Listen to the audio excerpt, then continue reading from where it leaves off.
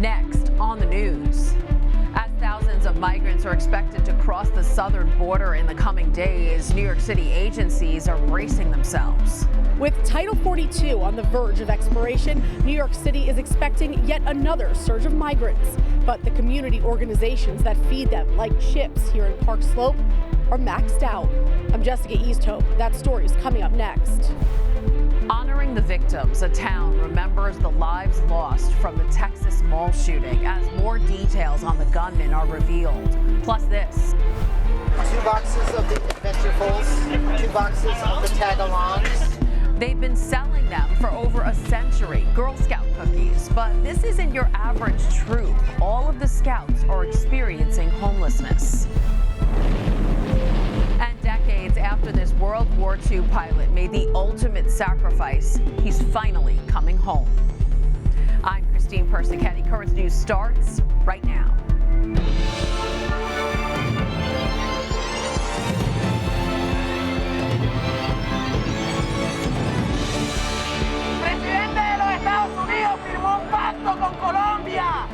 The United States is getting ready to put an end to a pandemic-era policy that for the last 3 years has turned millions of migrants away at the southern border. Title 42 is set to expire by Friday, opening the border to migrants from South American countries who have previously been turned away. In New York City, Mayor Eric Adams is calling on city agencies to find more space to put the tens of thousands who have already settled here. And the organizations feeding these migrants are scrambling. Currents News' Jessica Easthope spoke with one of them on what could happen if there's another surge. The lunch rush here at Community Help in Park Slope, or CHIPS, is over for the day. But tomorrow, the challenge of feeding more than 400 people with limited resources starts all over again. New people come onto the line at CHIPS every day. It could be 10 or 100. That's PB&J? Director of Food Services Paulino Geese says she has no way of knowing or preparing. New York City is being hit very hard at the moment. A lot of soup kitchens are being hit at the moment. We need help. We need additional help. New York City's migrant crisis has redefined CHIPS's operation. Stretching the food, paid for mostly with private donations, has become a daily juggling act. Pauline says her focus is on the food. But with Title 42 set to expire by Friday, she can't ignore the politics any longer. With Title 42, we don't know how long it can last. We're being depleted, and what are we doing as a government on the federal level to try and help with the situation? For 3 years, the Trump-era immigration policy has been used more than 2.7 million times to turn away migrants from Mexico, Guatemala, Honduras, Venezuela, and El Salvador. Many have tried more than once to gain entry into the United States. The sign on this Holiday Inn Express just around the corner from CHIPS has been covered up. It's one of the city's 120 emergency shelters. Sent asylum seekers to New York. Mayor Eric Adams says he needs more for the 61,000 who have settled in the 5 boroughs, reaching out to city agencies for any available space. The city has proposed housing migrants in airplane hangars at JFK Airport, tents in Central, Prospect, and Flushing Meadows Corona Parks, City Field, and Aqueduct Racetrack. This as families with young children have been forced to sleep in shelters used to house single men. What is going to happen when there's nowhere to put them? I mean, we can't have kids and adults sleeping in the same shelters. That's not okay and that's not safe. We're going to have a lot of homelessness. I don't know. CHIPS's promise has always been to turn no one away. But Pauline says if even a fraction of the people who will undoubtedly cross the border when Title 42 ends come to New York City and make their way to Brooklyn, they may have to start.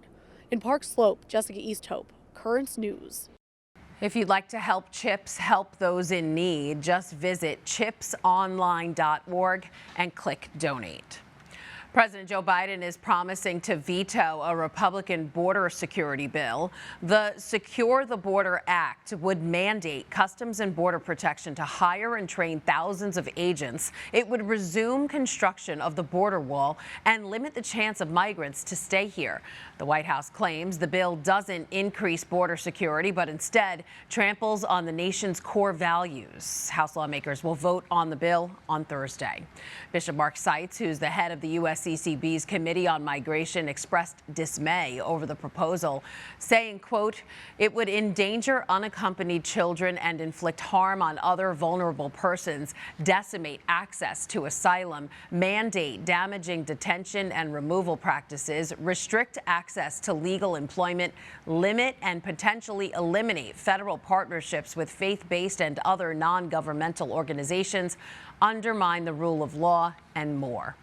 Border towns are also feeling the pressure as the end of Title 42 is fast approaching. El Paso's Mayor Oscar Leeser says thousands are flocking to the border, hoping to cross before the policy ends. Based on the report that I have, there's about 10 to 12,000 right there at the border. And the reason they don't want to be at shelters, they don't want to miss that opportunity to come to the United States, because they're under the false pretense that if they get in here before Title 42 expires, they'll be able to stay here.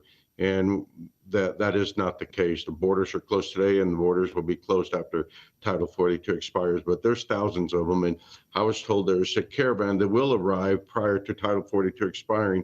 It's about 3,500. So we expect to see at the end of Title 42 expiring, we expect to see somewhere in the neighborhood of about 10 to 15,000. Mayor Leeser has already declared a state of emergency in El Paso, and they already have closed some schools and a convention center to prepare to take in the migrants. Meantime, Customs and Border Patrol agents have started a targeted enforcement operation in El Paso in preparation for the end of Title 42. The operation will focus on sections of El Paso where migrants have been congregating, like Sacred Heart Church. Customs will be reducing processing lanes and passenger operations at the Paso del Norte point of entry. Travelers are being urged to use an alternate port of entry between the U.S. and Mexico. On top of border issues, Texas is also tackling gun control. A preliminary vote at the state's House advanced a bill that would raise the age to buy an AR-15 style rifle from 18 to 21. It still must be considered by the entire Texas House, which is largely Republican. Then the bill would have to go through the state Senate. Republican leaders in Texas have often been opposed to measures restricting guns, even choosing to loosen rules around firearms in recent sessions. The vote comes after a Texas mall massacre on Saturday that killed 8 people, including children. We're now learning more about those victims and the shooter, who has left a community heartbroken. Ed Lavandera reports. He always loved riding his little Segway around, and it was so fun to see him speed by and then stop in. Christian LaCour was a well-liked security guard at the outlets. He was just the kind of person who would walk into the store and everyone in the room would light up because he was there. The 20-year-old is just one of the victims gunned down at the outlet mall in Allen, Texas. May he rest in peace, and sending so much love to him and his family. The shooting devastated 2 entire families who both lost multiple loved ones. One of them is the Cho family. The family of 4 was visiting the mall, but only 6-year-old William survived the shooting. His parents, Kyu Song Cho and Shin Young Kang, and his 3-year-old brother James were all killed. William remains in the hospital and was just removed from the ICU. And 2 young sisters were killed in the shooting. 4th grader Daniela Mendoza and 2nd grader Sofia Mendoza. Their mother remains hospitalized in critical condition. Also killed was Ashwarya Tatikonda, an engineer who was just days away from turning 28, and Elio Kumana Rivas. In total, 8 people dead, 3 of them children, and at least 7 others wounded after yet another mass shooting in America. Even though they may still be alive, they are forever changed, and generally speaking, not for the positive. Joshua Barnwell, a Navy combat veteran, was at the mall shopping that day when the shooting began. Trained in emergency care, he helped tend to the victims. I want people to really and truly understand the depths of the depravity that occurred, because it was a disastrous situation. The shooter served in the U.S. military for 3 months. He did not complete basic training and was removed because of mental health concerns. Texas Governor Greg Abbott is urging patience in the wait of answers. I believe in the coming days, the public will be much better informed about why and how this happened. That was Ed Lavandera reporting. Despite his mental health history, Garcia was able to buy his guns legally without a background check under Texas law. The U-Haul driver suspected of plowing into 12 people in Brooklyn was in court Monday. Wang Soor has been indicted on murder, attempted murder, and assault charges. Prosecutors say on February 13th, Soor went on a rampage, driving up on the sidewalk and hitting a pedestrian, multiple bike riders, and police officers. They say he drove from Bay Ridge to Red Hook before he was arrested by police. One person died, several others were injured. Soor pleaded not guilty. He was ordered held without bail. He'll return to court on May 31st. The lesson plan is changing when it comes to teaching kids to read in New York City public schools. Over the next 2 years, schools will start to follow one of 3 new curriculums, which will be picked by superintendents instead of the principals of individual schools. Phonics will be implemented, while previous strategies like using picture clues to guess words will be eliminated. Currently, about half of the students in 3rd to 8th grade fail reading tests. New York City's schools chancellor says the current public school approach is, quote, fundamentally flawed. What's not flawed? How Catholic schools are operating in the Diocese of Brooklyn. Take a look at this. Last year, they outperformed public schools in English language arts. 4th graders had almost a 6% higher success rate. 16% of 6th graders did better than their public school counterparts. And 7th graders outperformed public school students by 12%. And since 2019, 6th and 7th graders have improved dramatically in English language arts. There are many benefits to sending your child to Catholic school, but the price can sometimes be intimidating. In North Carolina, students can get state funding to go to private school as part of an expanding program. Ali Ingersoll has more. Right now, more than 25,000 students in the state are attending schools on opportunity scholarships, money from the state used to offset tuition costs at private schools. For many families, the tuition might have been prohibitive in the past, but once a voucher comes available, then they are ready to make that change. That's Dr. Anna Galate with NC State. She says studies show students who receive vouchers and attend schools that aren't their local public schools are more likely to graduate from high school and attend college. But along with losing state funding, which is largely based on the school's population, having fewer students affects those public schools in other ways. The downside is that they don't get federal and local funds. The voucher program's proposed expansion means more money from taxpayer dollars flowing into private schools, of which about 2/3 have religious affiliation. The program has ballooned in the last decade as there's been a big boost in voucher funding from the General Assembly, all while gradually expanding eligibility to include higher income families. The Education Assistance Authority data shows that in the 2014-15 school year, about 1,200 students were receiving $4.6 million in state funding for these scholarships.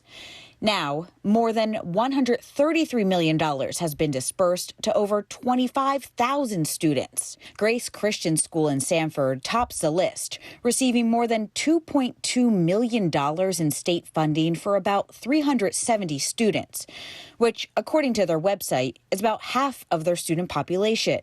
That was Ali Ingersoll reporting. If legislation to expand the state's voucher program passes, hundreds of millions of dollars could be contributed over the next few years, which could allow thousands more children to attend private school.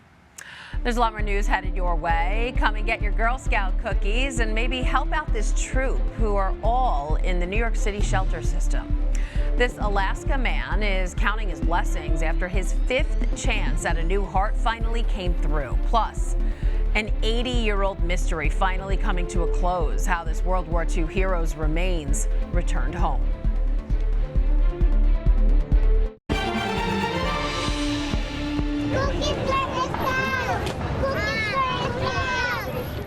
Girl Scouts selling cookies is nothing new, but this particular troop is unlike any other. Troop 6000 in New York City is made up of girls who are homeless or live in shelters.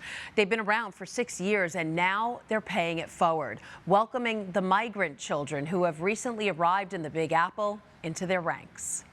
Hi. 11-year-old Laura from Colombia and her 16-year-old friend Julissa from Nicaragua arrived in the U.S. about 6 months ago. Now New Yorkers, Yankees hats and all, they are new members of Girl Scout Troop 6000. I've only seen this in the movies. It's always been a dream of mine to do this. Troop 6000 is for girls experiencing homelessness or living in shelters. Thank you. 9-year-old Jalessi was an early member of the troop, which formed 6 years ago. Her mom is the reason it exists. Back in 2017, my kids and I had lost our home. We ended up in the New York City shelter system. I was already an employee at Girl Scouts of Greater New York. How do I tell them that I want to start a troop here and why? I walked in and it was like, absolutely, let's do it. The first troop started with just 7 girls at Giselle Burgess's shelter. Now it has more than 2,500 women and girls across more than 20 shelters. It also inspired similar troops countrywide. Giselle and her children are now out of the shelter, but are still part of Troop 6000. For families still in shelters, the program is free and includes trips, camps, and weekly activities. The cookie sale helps cover the costs. This population of young women has seen incredibly traumatic events, so by them seeing us care for them so much, and of course, they're learning that I can give that back. And they're giving back in real time. In January, Troop 6000 expanded to shelters with immigrants and asylum seekers. Girl Scouts doesn't care about her status. She's in New York City. She needs to be taken care of. And for many of the migrant moms, the program is as much for them as it is for their children. It gives us opportunities that we don't have in our own country. It gives us the opportunity to be ourselves. If you'd like to support Troop 6000 with either a donation or a cookie order, that sounds good. Just head to their website, girlscoutsnyc.org/troop6000. A parish that first started in a couple's home is now celebrating 150 years. St. Elizabeth Church in Ozone Park honored their 150th anniversary with a mass on Saturday with the Bishop of Brooklyn, Robert Brennan. It's a far cry from their humble beginnings when a priest from Jamaica, Queens would offer Sunday Mass at the home of Mr. and Mrs. Peter Herman. Eventually, the spiritual needs of the German immigrants of the community led to the founding of the parish in 1873, known at the time as St. Joseph's. It changed to St. Elizabeth more than a decade later by the first resident pastor. During his homily, Bishop Brennan remarked that those early parishioners wouldn't believe what their hard work led to today, and Bishop Brennan can't imagine what will be there in just 50 years' time.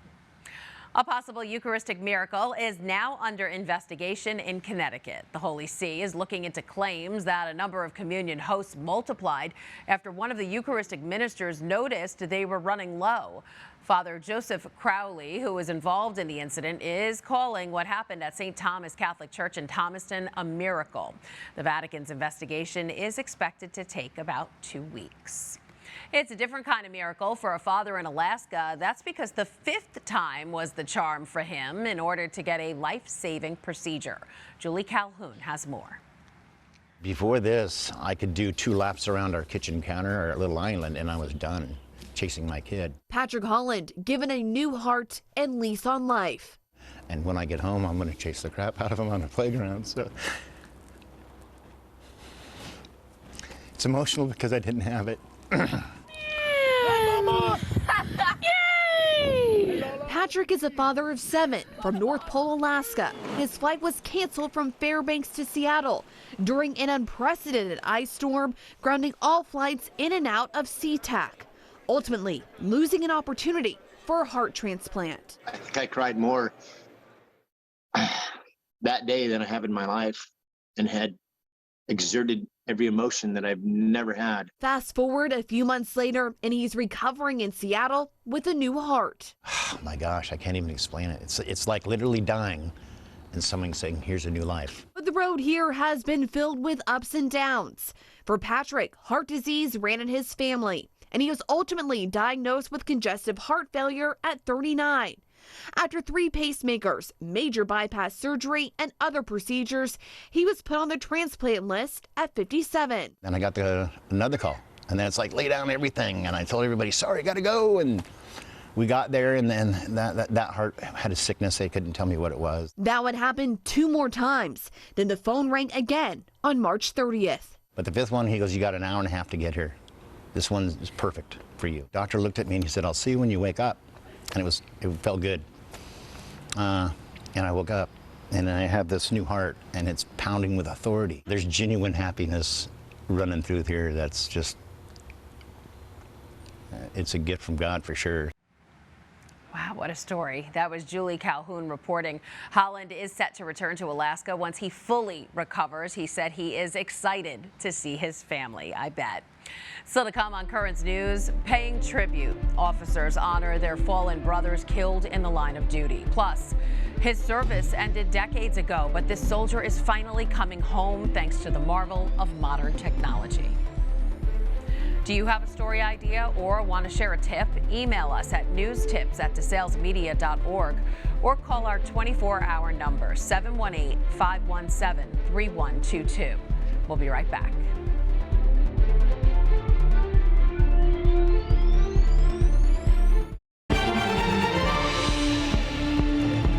Going the extra mile, a group of Connecticut cops is paying tribute to police officers killed in the line of duty by biking to Washington for the 2023 Police Unity Tour. It's part of a 300-mile journey, and they plan to arrive on Thursday. In October, the Bristol Police Department was hit with tragedy when 2 officers were killed after responding to a call. One person said, quote, they would have been the type of guys doing the ride today. A World War II hero is being honored in Wisconsin. He's finally returning home and will be laid to rest decades after his death. Bruce Harrison has the story. On a piece of land where Roy Harms grew up is a building that bears his name. And I know that Roy going off to service was a big deal because he had 4 sisters and he was the only son. First Lieutenant Harms, a 26-year-old B-24 pilot, was killed in action, shot down over Romania in 1943 on a bombing mission. His body was lost. Sue Tarowski with American Legion Auxiliary says the Harms family gave the Legion this land to build Post 355. It's hard to find the right words to ask the question. It's hard to find the right words to give you an answer because there are no words to describe how important tomorrow truly is. Tomorrow, a funeral for Harms, nearly 80 years after his death. What does it mean to be able to bring Lieutenant Harms back home finally? There are not even words.